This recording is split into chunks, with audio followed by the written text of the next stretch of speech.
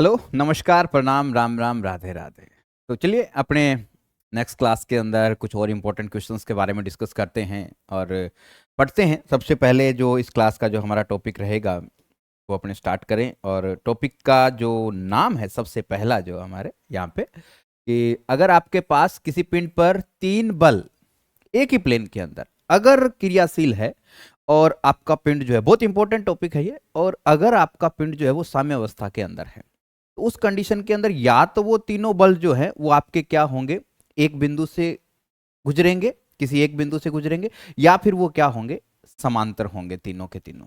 तो चलिए स्टार्ट करते हैं। अपने टॉपिक क्या है, माना निकाय के तीन बिंदु ए बी तथा सी पर क्रमशः तीन समतलीय बल F1, F2 और F3 क्रियाशील है। यहां आप दिख रहा होगा, बिंदु ए पर एक बल लग रहा है हमारा F1, बिंदु बी पर है हमारे पास F2 और बिंदु सी पे है F3। तीन बल यहां पे आप देख रहे हैं क्रियाशील हैं।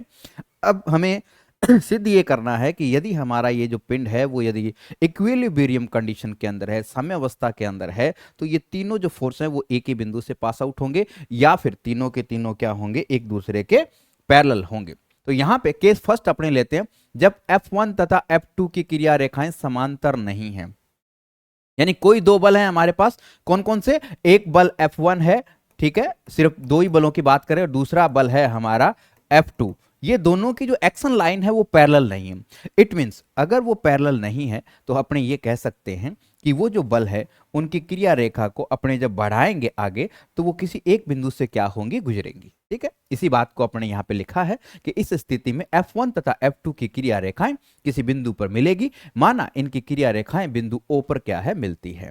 इन दोनों की क्रिया रेखाएं जो है वो बिंदु O पे क्या है, मिलती है। यहां तीनों बल निकाय को साम्यावस्था में रखते हैं, अतः बिंदु O के सापेक्ष सभी बलों के आघूर्णों का बीजीय योग शून्य होगा। क्योंकि अपन ने ये कहा है कि हमारा जो निकाय है वो क्या है, इक्विलिब्रियम कंडीशन के अंदर है, साम्यावस्था में, इसका मतलब बीजीय योग, आघूर्णों का बीजीय योग है वो क्या होना चाहिए, 0 होना चाहिए। ठीक है, अब अगर अपने बिंदु O के सापेक्ष बीजीय योग जो आघूर्ण ज्ञात करें बिंदु O के सापेक्ष, तो F1 का और F2 का क्या होगा, 0 0 आएगा। अब F3 का भी क्या होना चाहिए, 0 ही होना चाहिए ना। F3 का जो आघूर्ण है वो भी 0 होना चाहिए। क्यों, क्योंकि हमारा जो पार्टिकल है वो साम्यावस्था की स्थिति में, और साम्यावस्था की स्थिति में इसका मतलब जो आपके पास आघूर्ण है उनका बीजीय योग जो है वो बराबर 0 होना चाहिए। इन दो का बीजीय योग जो है, आघूर्णों का बीजीय योग, यानी दोनों का आघूर्ण, ठीक है, वो क्या होगा, 0 होगा। क्यों, क्योंकि बिंदु O के सापेक्ष इनकी क्रिया रेखा इसी बिंदु से पास आउट होती है, तो लंबवत दूरी क्या होगी, 0 होगी। तो तीसरे का, अब क्योंकि साम्यावस्था में तो F1 का आघूर्ण प्लस F2 का आघूर्ण प्लस F3 का आघूर्ण क्या होना, 0 होना चाहिए कि नहीं होना चाहिए, होना चाहिए ना। तो इन दोनों का तो 0 0 है ही, F1 और F2 का क्या है, 0 है। क्यों, क्योंकि ये बिंदु O से ही गुजरते हैं इसलिए 0 है। तो F3 का भी क्या हो जाएगा, 0 हो जाएगा। और F3 का 0 कब होगा, अगर F3 का आघूर्ण बिंदु O के सापेक्ष 0 है। ध्यान रखिए, किसी भी बल का आघूर्ण अगर किसी बिंदु के सापेक्ष 0 आता है तो वो जो आपके बल जो है, जिस बल के सापेक्ष आपने आघूर्ण ज्ञात किया है, उसकी क्रिया रेखा जो है वो कहां से गुजरेगी, उसी बिंदु से गुजरेगी। यानी हमारे यहां पे जो F3, जो तीसरा बल जो आएगा F3, उस तीसरे बल की क्रिया रेखा जो है वो किस बिंदु से पास आउट होगी, बिंदु आपको O से ही उसको गुजरना होगा। अर्थात इस कंडीशन के अंदर हमारे पास जो तीनों बल हैं वो एक ही बिंदु से गुजरेंगे, यानी F1 और F2 की क्रिया रेखाएं यदि समांतर ना हो तो। पहली कंडीशन, F1 और F2 की जगह आप F1 F3 ले सकते हैं, F2 F3 ले सकते हैं, एक ही बात है। सेकंड केस पे यदि अपने बात करें, जब F1 तथा F2 की क्रिया रेखाएं क्या हो, समांतर हो। F1 और F2 की क्रिया रेखाएं समांतर हो, जब F1 तथा F2 की क्रिया रेखाएं समांतर होती है तो इनका परिणामी बल R भी इनके क्या होगा, समांतर होगा। ध्यान रखिए कि कोई भी दो बल यदि एक दूसरे के क्या है, समांतर हैं और इस तरह से लग रहे हैं मान लीजिए, या एक ही डायरेक्शन में लग रहे हैं, तो इनका जो रिजल्टेंट फोर्स जो आएगा, परिणामी जो आएगा, वो इनके पैरेलल ही आएगा। वो चाहे इस तरफ आए चाहे वो इस तरफ आए, लेकिन रहेगा क्या, इनके पैरेलल ही रहेगा। ये ध्यान रखिए कि कोई भी दो बल यदि समांतर है तो उनका जो परिणामी है वो भी क्या होता है, इनके समांतर होता है। तो इन दो बलों का परिणामी जो है वो क्या हो जाएगा, इनके समांतर हो जाएगा। अब तीसरा जो बल आएगा, तीसरा जो बल है वो इस परिणामी को क्या करना चाहिए, इक्वल करना चाहिए ना। इस परिणामी के मान को, मान लीजिए परिणामी इनका इस तरफ है, इन दो बलों का परिणामी इस तरफ है, और आपका पार्टिकल जो है वो साम्यावस्था में है, तो इसको साम्यावस्था में यानी इस आर को कैंसिल आउट करने वाला एक बल इसके विपरीत दिशा में भी तो लगना चाहिए ना। और विपरीत दिशा में अगर F3 लगता है, मान लीजिए F3 यहां भी लगता है और विपरीत दिशा में लग रहा है, तो हो गया ना तीनों समांतर। इस कंडीशन में भी हमारे तीनों क्या होंगे, समांतर होंगे। तो इनके समांतर होंगे, परंतु यहां निकाय क्या है, साम्यावस्था के अंदर है, इक्विलिब्रियम कंडीशन में है। अतः बल F3 जो हमारे पास होगा आर के विपरीत दिशा में, यानी जो रिजल्टेंट चाहे वो किसी भी तरफ आता है रिजल्टेंट, उसके क्या होगा, संतुलित करेगा। अतः तीनों बल क्या होंगे, समांतर होंगे। तो इंपॉर्टेंट क्वेश्चन बन जाता है ये, ठीक है, बी सेक्शन के लाइक क्वेश्चन बन जाता है कि दिखाइए कि तीन बलों के अंतर्गत यदि हमारा पिंड साम्यावस्था के अंदर है तो वो तीनों बल या तो किसी एक ही बिंदु से गुजरेंगे या फिर तीनों के तीनों क्या होंगे, समांतर होंगे। अच्छा क्वेश्चन है, चलिए आगे बढ़ते हैं अपने। अब कुछ इंपॉर्टेंट बातें यहां पे लिखी गई है। जब किसी पिंड पर क्रियाशील तीन बल उसे साम्य अवस्था में रखते हैं, ध्यान से पढ़िएगा कि जब किसी पिंड पर क्रियाशील तीन बल उसे साम्य अवस्था में रखते हैं तो हम निम्न तीन नियमों का उपयोग करते हैं। ठीक है, तीन नियम आपको लगाने होते हैं। या तो आघूर्ण प्रमेय, थ्योरम ऑफ मोमेंट्स आप लगाते हैं, या फिर बल त्रिभुज नियम, ट्रेंगुलर लॉ ऑफ फोर्सेज आप लगाएंगे, या फिर आप लामी प्रमेय का यूज करेंगे, या फिर आप एमएन प्रमेय का यूज करेंगे। ये चार नियम हम क्या है लगाते हैं उस वक्त क्वेश्चन को सोल्व करने के लिए, जब भी हमारा कोई भी पार्टिकल जो है, हमारा पिंड जो है किन्हीं तीन कोप्लेनर फोर्सेज के अंतर्गत क्या है, साम्यावस्था में है। तो आप इन चार नियमों का यानी चार थ्योरम्स का आप यूज करते हैं। आघूर्ण प्रमेय, थ्योरम ऑफ मोमेंट्स, ठीक है, कि साम्यावस्था में हो तो किसी भी बिंदु के सापेक्ष आघूर्णों का बीजीय योग क्या होता है, शून्य होता है। बल त्रिभुज नियम अपन ने पढ़ा था कि यदि त्रिभुज की भुजाओं के द्वारा कोई दो बल दिखाए जाते हैं तो तीसरी भुजा के द्वारा विपरीत डायरेक्शन के अंदर उनके योग के क्या आता है, बराबर आता है। लामी प्रमेय और एमएन प्रमेय अभी अपन ने पढ़ी नहीं है, इनका अध्ययन भी अपने करेंगे। चलिए आगे बढ़ते हैं अपने। आघूर्ण प्रमेय की बात करें तो आघूर्ण प्रमेय क्या कहते हैं कि निकाय पर क्रियाशील सभी बलों का किसी बिंदु के सापेक्ष, ठीक है, सभी बलों के आघूर्णों का बीजीय योग बराबर होता है परिणामी बल का आघूर्ण। यानी बीजीय जो बलों का आघूर्ण या बराबर किस होता है, परिणामी बल के आघूर्ण के, यानी जो रिजल्टेंट फोर्स जो आता है उसका आघूर्ण, ये आपके आघूर्ण प्रमेय होती है। ठीक है, कि जितने भी हमारे पास अलग अलग बल जो हैं, जैसे F1, F2, F3 कुछ बल लग रहे हैं, उन सब का अपन ने किसी बिंदु के सापेक्ष आघूर्ण ज्ञात किया तो उनका अपन ने सम किया, वो बराबर होता है किसके, उन बलों के रिजल्टेंट के। क्योंकि अपने जानते हैं कि जब कोई पिंड जो है हमारे पास उस पर अलग अलग कोप्लेनर फोर्सेज लग रहे हैं तो हम उनके इक्वल एक रिजल्टेंट फोर्स अपने परिणामी बल जो है हम ज्ञात कर सकते हैं। ये अपन ने पढ़ा है ना कि अपने क्या कर सकते हैं, एक रिजल्टेंट फोर्स या यूं कहें एक परिणामी बल, उन सब के इक्वल एक परिणामी बल जो है वो अपने क्या है, ज्ञात कर सकते हैं। ये बात अपन ने पढ़ी हुई है कि हम एक परिणामी बल जो है वो क्या कर सकते हैं, फाइंड आउट कर सकते हैं। अब यहां पे ये क्या कहता है कि उस परिणामी बल के लिए आघूर्ण, उस बिंदु के लिए परिणामी बल के लिए आघूर्ण का मान और जो अलग अलग बल हैं उनके लिए आघूर्णों के मान का बीजीय योग जो दोनों क्या होता है, इक्वल होता है। यानी algebraic sum of moment of all forces equal to the moment of resultant of the forces. ठीक है, बढ़ते हैं आगे। नोट फॉर टू फोर्सेज, ठीक है, वेरिग्नन थ्योरम, इनके लिए क्या होती है आपके, अगर दो फोर्सेज हैं तो आपके वेरिग्नन थ्योरम का यूज किया जाता है। ठीक है, ध्यान रखिएगा इस बात को। अब बढ़ते हैं अपने बल त्रिभुज नियम क्या कहता है, यदि तीन बल परिमाण व दिशा में किसी त्रिभुज की क्रमागत भुजाओं द्वारा निरूपित किए जाते हैं तो वे तीनों बल साम्यावस्था में होते हैं। ठीक है, यदि क्रमवार यदि इनको क्या है दिखाया जाए तो वो तीनों बल के अंतर्गत आपका क्या होगा, पिंड साम्यावस्था में होगा। यदि तीन बल साम्यावस्था में होते हैं तो वे बल परिमाण व दिशा में किसी त्रिभुज की क्रमागत भुजाओं द्वारा निरूपित किए जा सकते हैं। इसका कन्वर्स भी क्या है, ट्रू है, जिसका अपने यूज करेंगे कि तीन बल यदि अपने को साम्यावस्था के अंतर्गत दिए गए हैं तो उनको किसी त्रिभुज की भुजाओं के द्वारा क्रमागत रूप से अपने शो कर सकते हैं। इस बात को भी आपको ध्यान में रखना है।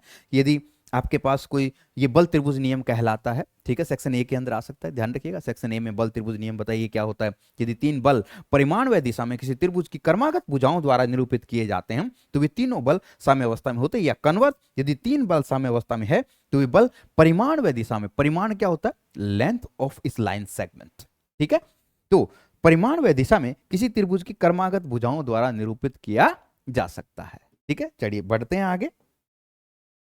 तो माना तीन बल पी क्यू तथा आर परिमाण व दिशा में त्रिभुज एबीसी की भुजाओं के अनुदिश क्या है, क्रियाशील है। पी अपन ने AB, क्यू BC और आर को क्या है, CA के द्वारा अपन निरूपित कर दिया। P AB के बराबर है, यानी रिजल्टेंट ऑफ P, इसको यानी मैग्नीट्यूड ऑफ फोर्स P अपने क्या है, इस P के द्वारा लिखा है अपन ने BC, और इन ये जो लाइन सेगमेंट है इसके बराबर बता रखा है इसने। सदिशों के त्रिभुज नियम के अनुसार, सदिशों के त्रिभुज नियम के अनुसार क्या कहता है कि AB प्लस BC बराबर होगा किसके, विपरीत दिशा में। जो अपन ने सदिशों का अपन ने ट्रायंगल ला पढ़ा था कि AB प्लस BC इक्वल होगा किसके, AC के, विपरीत डायरेक्शन के, सेम डायरेक्शन में नहीं कि AB plus BC equal to AC। यदि अपने इसको CA लिखे तो ये माइनस हो जाएगा, और इधर आएगा तो ये क्या हो जाता है, AB plus BC plus CA equal to क्या हो जाता है, 0 हो जाता है। ठीक है, अब P plus Q plus R equal to 0, P plus Q plus R परिणामी बल, यानी इन तीनों का परिणामी बल का मान यदि 0 हो जाता है तो P क्यू आर साम्यावस्था में होगा, तो चूंकि G इस कंडीशन में क्या हो जाएगा, हमारा 0 हो जाता है। ठीक है, यहाँ AB बराबर P, BC बराबर Q तथा CA बराबर R है, तो P upon AB, Q upon BC और R अपॉन क्या होता है, CA, यानी जो बल है वो लाइन सेगमेंट के उनका जो रेशियो है वो क्या आता है, इसमें इक्वल आता है। ये चीज भी आपको क्या है, ध्यान में रखनी है। आगे बढ़ते हैं, लामी थ्योरम क्या कहती है। ठीक है, ये भी आती है बहुत बार कि लामी प्रमेय को प्रूव कीजिए, लामी प्रमेय का कथन लिखिए। सेक्शन ए के अंदर आ सकता है, लामी प्रमेय का कथन लिखिए। सेक्शन बी में आ सकता है, लामी प्रमेय का कथन लिख करके इसको सिद्ध कीजिए। तो आपको स्टेटमेंट भी याद रखना है और आपको इसका प्रूफ भी याद रखना है। दोनों चीजें बहुत इंपॉर्टेंट है लामी प्रमेय की। ठीक है, ध्यान रखिएगा भाई। ठीक है, कहीं गलती ना हो जाए, आप गलती से भी गलती ना कर दें, क्योंकि बहुत इंपॉर्टेंट है ये लामी प्रमेय, बहुत बार आती है एग्जाम के अंदर, तो गलती से भी गलती ना हो। ठीक है, गलती से भी आपसे कोई गलती नहीं होनी चाहिए। अच्छे से पढ़ के जाइएगा लामी प्रमेय को। क्या कहता है, देखिए स्टेटमेंट क्या कहता है लामी प्रमेय का। किसी बिंदु O पर क्रियाशील, किसी बिंदु O पर, ये आपके पास O है, यहाँ पे गामा एंगल है, यहाँ पे अल्फा एंगल ले रखा है, यहाँ पे अपन ने बीटा एंगल ले रखा है। ये किसी बिंदु O पर क्रियाशील 3 बल साम्य अवस्था में होते हैं तो प्रत्येक बल, बहुत इंपॉर्टेंट स्टेटमेंट है ये, किसी बिंदु O पर क्रियाशील 3 बल साम्य अवस्था में होते हैं तो प्रत्येक बल शेष 2 बलों के मध्य कोण के जया यानी साइन के क्या होता है, समानुपाती होता है। अर्थात P upon sine alpha is equal to Q upon sine alpha beta is equal to sine gamma upon R upon sine gamma. यानी जो एक बल है वो अन्य 2 बलों के मध्य एंगल के साइन के यानी जया कहें उसके क्या होता है, समानुपाती होते हैं। लामी प्रमेय है, यानी साइन अल्फा अपॉन P, उल्टा भी हो सकता है इसका, sign beta upon Q and sign gamma upon R। ये इसका स्टेटमेंट है, याद रखिएगा स्टेटमेंट अच्छे से, सेक्शन ए के अंदर बहुत अच्छा क्वेश्चन है। चलिए पढ़ते हैं अपने आगे, प्रूफ करते हैं। अभी अपन ने क्या कहा था कि यदि 3 बलों के अंतर्गत पिंड साम्यावस्था में है तो हम त्रिभुज की भुजाओं के अनुदिश उनको क्या कर सकते हैं, लिख सकते हैं। ये अपन ने लिख दिया। ठीक है, माना बिंदु O पर 3 बल P, Q तथा R क्या है, क्रियाशील है तथा इनके मध्य कोण अल्फा बीटा तथा गामा चित्रानुसार है। ये तो दे रखा है ना, अल्फा बीटा और गामा। यदि P, Q तथा R साम्यावस्था में है तो बल त्रिभुज नियम, अभी अपन ने थोड़ी देर पहले पढ़ा था कि बल त्रिभुज नियम के अनुसार हम परिमाण व दिशा में त्रिभुज OAB की क्रमागत भुजाओं के द्वारा इनको क्या है, निरूपित कर सकते हैं। तो अपन ने यहाँ पे इसको ये दिखा दिया, OA, AB और BA। ठीक है, O इसको ले लिया तो OA, यहाँ पे क्या हो गया AB, और यहाँ पे क्या आ गया BO। 3 भुजाओं के अनुदिश अपने क्या है, इनको दर्शा सकते हैं। ये जो एंगल है यहाँ पे इनके बीच में एंगल जो है यहाँ पे Q, ये जो एंगल हमारे पास यहाँ क्या हो गया, अल्फा हो गया। ठीक है, यहाँ एंगल अल्फा, यहाँ एंगल बीटा हो गया, यहाँ पे एंगल हमारे पास क्या हो गया, गामा हो गया। तो अंदर हमारे पास एंगल इस तरह से आ गया। ठीक है, अब बढ़ते हैं अपने आगे। अब त्रिभुज ऑफ साइन सूत्र से जया सूत्र क्या कहता है कि OA, ठीक क्या कहता है, वो बल त्रिभुज नियम वाला अपन ने लगाया कि OA ये इन दोनों के बीच जो एंगल है उसके साइन के समानुपाती होता है। ठीक है, बाकी 2 के, तो OA ये रहा हमारे पास OA बटा साइन पाई माइनस अल्फा। देखिए यहाँ पे क्या है, पाई माइनस अल्फा। ऐसे ही AB sine pi minus beta, BO sign gamma, बल त्रिभुज नियम लगाया है यहाँ पे, तो P upon sine alpha, Q upon sign beta. ठीक है, ये sine alpha sign beta sine gamma, hence proved इति सिद्धम। बस सिंपल सा रिजल्ट है जी, सिंपल सा रिजल्ट है, बट इंपॉर्टेंट है, इंपॉर्टेंट चीज है, बहुत महत्वपूर्ण है, अच्छे से पढ़ के जाइएगा भाई। ठीक है, नेक्स्ट आता है एमन थ्योरम। अगेन एक इंपॉर्टेंट थ्योरम हमारे पास आती है। स्टेटमेंट भी आता है, सेक्शन ए के अंदर पूछ लिया जाता है भाई। स्टेटमेंट किस में पूछा जाएगा, सेक्शन ए में। प्रूफ अगर आएगा तो आएगा किस में, सेक्शन बी में। क्या कहती है एमन थ्योरम, चलिए बात करते हैं अपने किसकी, इसके स्टेटमेंट की। एमन थ्योरम का स्टेटमेंट देखिए क्या कहता है कि माना ABC एक त्रिभुज है हमारे पास, ये एक आपको डायग्राम दिख रहा होगा, डायग्राम में आपके पास क्या है, एक ट्रायंगल है ABC। यही बात कही गई है कि एक त्रिभुज है ABC। ठीक है, चलिए महाशय आप एक बार यहां से यहां शिफ्ट हो जाइए ताकि हमें पढ़ाने में दिक्कत ना हो। आप यहां से हट जाइए। चलिए क्या कहता है कि ABC एक त्रिभुज है, आपको दिख रहा होगा ABC हमारे पास क्या है, एक त्रिभुज है। और शीर्ष सी से गुजरने वाली रेखा सीडी, सीडी क्या करती है, यहां पे सामने वाली भुजा ए बी को m अनुपात n में विभाजित करती है। ठीक है, ये स्टेटमेंट है इसका, याद रखिएगा। m अनुपात n में यदि विभाजित करे तो यदि CD शीर्ष कोण C को चित्रानुसार अल्फा तथा बीटा में विभाजित करता है, ये अल्फा एंगल है यहाँ पे, ठीक है, ध्यान रखिएगा, यहाँ एंगल अल्फा है और यहाँ पे हमारे पास एंगल जो है वो क्या है, बीटा है। अल्फा और बीटा एंगल में विभाजित करें तो यहाँ पे जो कोण CDB, ये जो कोण यदि थीटा हो, ध्यान रखिएगा ये कोण क्या हो आपका, थीटा हो, इसको ही ध्यान में रखना है। आपको MN थ्योरम आए ना, MN प्रमेय का स्टेटमेंट आए ना, तो भाई साहब ये जो ट्राइंगल है ना, ठीक है, ये जो ट्राइंगल है ना, ये इस थ्योरम को लिखवा देगा, इसका स्टेटमेंट को लिखवा देगा, ये इसको प्रूफ भी करवा देगा। बस ये ट्राइंगल आप ध्यान रखिए, क्या लिखना है, हमारे पास एक ट्राइंगल है, बिंदु सी से एक लंब या सॉरी एक जो अपने पास एक लाइन सेगमेंट है जो कि ए बी को बिंदु डी पे मिलता है, ए डी और डी बी को आपको ये किस अनुपात में विभाजित कर रहा है, m अनुपात n में। कोण सी को ये जो लाइन सेगमेंट है वो अल्फा और बीटा एंगल के अंदर विभाजित कर रहा है, साथ ही साथ आपके पास ये जो एंगल है सी डी बी ये थीटा है। ठीक है, अब तो mn पर में क्या कहती है, ध्यान रखिएगा, m plus n cot theta, m plus n cot theta बराबर होगा m इसी साइड वाला angle m cot alpha plus n sorry minus n cot beta के, माइनस n कोट बीटा के। दूसरा क्या कहता है, m plus n cot theta बराबर होता है किसके, ये एंगल अगर लिया जाता है n cot a, n cot a और m कोट b। क्लियर, समझ आ गया होगा। क्या कहता है पहला, m plus n cot theta, दोनों में यही है, m plus n cot theta, दो स्टेटमेंट है, m plus n cot theta, फिर m cot alpha minus n cot beta. Clear, दूसरा जो इसका स्टेटमेंट है वो क्या है, m plus n cot theta, n इधर n cot a minus m cot b, ये इसके स्टेटमेंट है। क्लियर भाई, समझ आया क्या, स्टेटमेंट तो समझ आना ही है भाई। अब इसका क्या करेंगे, अब इसका करेंगे अपने प्रूफ। ठीक है, स्टेटमेंट अपना क्लियर हो गया, अब बढ़ते हैं अपने इसके प्रूफ की तरफ। प्रूफ क्या कहता है, त्रिभुज ADC, ये रहा जी ADC, यहाँ एंगल क्या है, थीटा है, यहाँ पे एंगल क्या है आपका, थीटा है, ये एंगल थीटा है, तो अपने आप ये जो एंगल है ये क्या हो गया हमारा पाई माइनस थीटा, ये हो गया थीटा माइनस अल्फा, क्योंकि यहाँ पे एंगल अल्फा है, यहाँ पे एंगल हमारे पास क्या है, बीटा है, यहाँ जो एंगल है वो हो जाएगा pi minus theta plus beta, पाई माइनस थीटा प्लस बीटा, ये एंगल हो गया।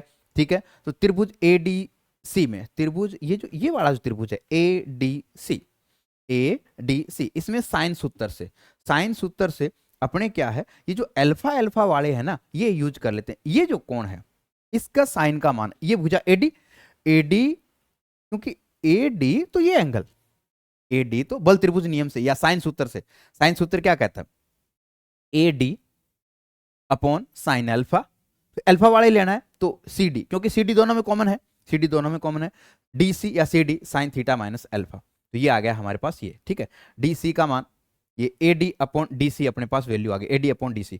अब CDB में, CDB इधर वाला जो ट्राइंगल है इसमें भी साइन सूत्र लगा देंगे, इसमें भी CD है। ठीक है, एक तो लगाते हैं अपने क्या, DB, DB तो ये एंगल, DB तो साइन बीटा, फिर ये DC तो क्या, sine pi minus theta plus beta, तो यहां से क्या हो जाएगा, पाई माइनस तो same DC upon DB, DC दोनों के पास है जी, DC क्या है, दोनों के पास है, इक्वेशन 1 में भी है और इक्वेशन 2 में भी है, DC हमारे पास दोनों के पास है। अब अपने क्या करेंगे, इक्वेशन 1 और 2 को आपसे मल्टीप्लाई कर देंगे तो AD अपॉन AB आ जाएगा, AD अपॉन AB का मान ये आ जाएगा, यहाँ से अपने sine alpha sine theta plus beta, तो साइन थीटा प्लस बीटा को साइन A प्लस B से अपने सोल्व करेंगे, तो यहाँ से हमारे पास जब इसको इस तरह से अपने सोल्व करेंगे, साइन अल्फा हमारा अंदर जाएगा, ठीक है, साइन अल्फा को अपने अंदर भेज करके साइन थीटा और साइन बीटा, और जो वैल्यू जो हमारे पास आएंगी m अपॉन n, देखिए AD अपॉन DB क्या है, m अपॉन n है। ठीक है, इसको थोड़ा देखिएगा, सिंप्लीफाई आप खुद से जरूर कीजिएगा, इन चीजों को खुद से जरूर आपको करना है सिंप्लीफाई, अगर आपने एक बार नहीं किया ना तो फिर आपके भूलने के चांसेस बहुत हो जाएंगे भाई। ठीक है, फिर ऐसा नहीं कि भूलेंगे नहीं आप, ऐसा नहीं है, भूल जाते हैं। ठीक है, ये चीजें ही ऐसी है, ओहो, ठीक है, तो ये भूला जा सकता है। तो m upon n sine alpha, sine theta cos beta plus cos theta sine beta, sine theta cos alpha minus cos theta sine alpha, ये हमारे पास वैल्यू आ गई। ठीक है, अब देखिए ये तो साइन अल्फा साइन बीटा ये तो हमारे पास पहले से था ना, ये बात पहले से हमारे पास थी। अपन ने क्या किया, इसमें साइन थीटा और साइन बीटा कॉमन ले लिया, साइन थीटा और साइन बीटा क्या गया कॉमन ले लिया।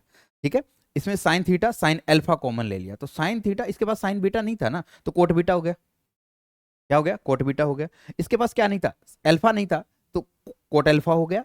ठीक है, इसके पास ये क्या होता कोट थीटा बन गया, यहाँ पे माइनस, क्योंकि जो पार्ट नहीं है वो क्या आ जाएगा इसके डिनोमिनेटर में चला जाएगा, तो इस तरह से ये हमें मिल गया। अब m अपॉन n क्या आ गया, cot beta plus cot theta cot alpha minus cot theta, ये सारे आपस में कैंसिल आउट हो गए, इधर वाले ये तो सारे कैंसिल आउट हो गए जी, ये सारे कैंसिल आउट हो गए। ठीक है, sign theta sign beta upon ने कॉमन लिया, साइन थीटा साइन अल्फा जो आपको दिख रहा है ना साइन, वो कॉमन ले लिया दोनों के दोनों, ये आ गया हमारे पास। ठीक है, अब बढ़ते हैं आगे, तो इसको अपने m क्रॉस मल्टीप्लाई करवा दिया, क्रॉस मल्टीप्लाई करवा करके अपन ने देखा कि m cot alpha minus n cot beta is equal to m plus n cot theta, क्या बन गया ये m plus n cot theta, ये देखिए m cot theta and n cot theta, तो m plus n cot theta, बिल्कुल simply result हमारा क्या है m plus n cot theta plus m cot alpha minus n cot beta prove हो जाता है। तो ये क्या है, सेक्शन बी के अंदर भी अच्छा क्वेश्चन बनता है, सेक्शन ए के लिए भी हमारे पास क्या है ये अच्छा क्वेश्चन बन रहा है। चलिए आगे बढ़ते हैं। ठीक है, सेकंड पार्ट जो अपने को प्रूव करना है वही त्रिभुज एडीसी में वही, अब की बार क्या है एंगल जो है ना ये ए और ए, ये इसको क्या लिख दो ए लिख दो, तो क्या लिख दो ए, और ये क्या हो जाएगा थीटा माइनस ए, क्योंकि ये तो थीटा फिक्स ही है, यहाँ पे क्या हो जाएगा पाई माइनस थीटा, यहाँ पे एंगल क्या हो जाएगा pi minus theta plus B, क्योंकि अब की बार एंगल जो है ना ए बी सी लेने हैं, यहाँ पे एंगल ये बी हो गया ये ए हो गया। ठीक है, अब की बार जो है अपने को क्या लिया था अपन ने m प्लस एन, अब की बार जो एंगल है ना वो अपने को a और b, ये वो अल्फा वाला नहीं लेना अपने को। ठीक है, अब की बार अपने को क्या लेना है a और b वो वाले लेने हैं, तो आपको अच्छे से समझ आ ही गया होगा कि इस बार अपने क्या करेंगे AD, ये ट्रायंगल लेंगे ADC, ये और ये एंगल लेंगे, एक तो CD भुजा अपने को लेनी है और एक अपने को क्या लेनी है ये एंगल लेना, ये एंगल लेना है CD लेना, ये आएगी एक AD आएगा, AD upon sine theta minus a और डी सी अपॉन क्या आ जाएगा साइन ए आ जाएगा, तो ये वैल्यू आ गया। इसी तरह से सी डी बी में भी साइन सूत्र अपने लगा देंगे, साइन सूत्र लगाएंगे तो वहां से हमारे पास वो वैल्यूज तो क्या है pi minus theta plus beta D C ये हो जाएगा, D C upon C B, फिर इनका क्या करेंगे अपने क्रॉस मल्टीप्लाई करवा देंगे, सॉरी इन दोनों का समीकरण 3 और 4 का अपने क्या करवाएंगे मल्टीप्लाई करवाएंगे, मल्टीप्लाई करवाते a d upon d b वही एम अपॉन एन का वैल्यू आ गया, वही वापस sine theta sine a sine theta sine b common ले लेंगे, कॉमन लेने के बाद आप अपने आंसर पे होंगे, आप अपने रिजल्ट पे होंगे, बहुत सिंपल है ना। ठीक है, चलिए बहुत सिंपली हम इसको प्रूव कर देंगे, जैसे आप इसको सोल्व करेंगे आपको क्या है एम एन प्रमेय का प्रूफ यहां से प्राप्त हो जाता है। तो ये हमारे पास एम एन प्रमेय था, लामी प्रमेय एम एन प्रमेय दोनों इंपॉर्टेंट है, अच्छे से पढ़ के जाइएगा। साइन सूत्र किसी भी ट्राइंगल, ये इस तरह से आपका ए बी सी कोई ट्राइंगल है जिसकी इस भुजा की लेंथ यानी ए है, इसकी बी है, बी के सामने की भुजा बी, सी के सामने की भुजा सी, ए के सामने की स्मॉल ए होता है, तो साइन ए अपॉन ए यानी sine a upon a sine b upon b sine c upon c बराबर होता है किसके 2 of the area of triangle upon ABC, ये याद रखिएगा 2 of the area of triangle upon ABC. ठीक है, कोसाइन फॉर्मूला इनके लिए याद रख लीजिएगा, कोस ए ये पहले भी आए थे, ये प्रक्षेप सूत्र थे ये भी पहले भी आए थे, ये मैंने आपको पहले भी बताए थे। ठीक है, ये आप ध्यान रखिएगा।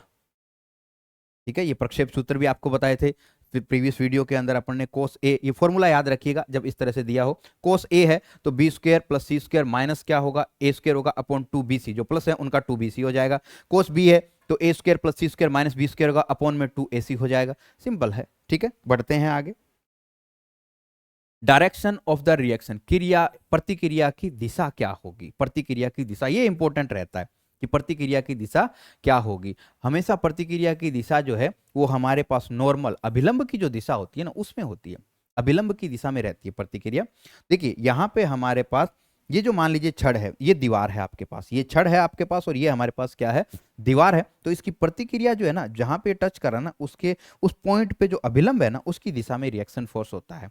ये हमारे पास क्या है एक कोई गोला जो है वो इस दीवार को टच कर रहा है, इसको यहाँ से बांध दिया गया अदरवाइज तो ये गिर जाएगा ना, ये दीवार को क्या कर रहा है टच कर रहा है, तो इस पे जो प्रतिक्रिया होगी जिस पॉइंट पे इसको टच कर रहा है ना उस पे अभिलंब की डायरेक्शन में क्या रहती है हमेशा रिएक्शन फोर्स लिया जाता है, ये ध्यान रखिएगा। क्योंकि जब अपने रिएक्शन फोर्स क्योंकि जब किसी सतह को छूते हुए हम किसी पार्टिकल की बात करेंगे जो कि किसी सतह को या दीवार को या फर्श को क्या कर रहा है, छू रहा है, तो उस वक्त उस पर जो रिएक्शन फोर्स लगेगा, प्रतिक्रिया बल जो है, जिस पॉइंट पे वो टच कर रहा है ना, उस पे जो नॉर्मल डायरेक्शन, जो नॉर्मल की जो डायरेक्शन होगी ना, उसमें हमारे क्या होती है, रिएक्शन फोर्स या प्रतिक्रिया बल उस दिशा में कार्य करता है।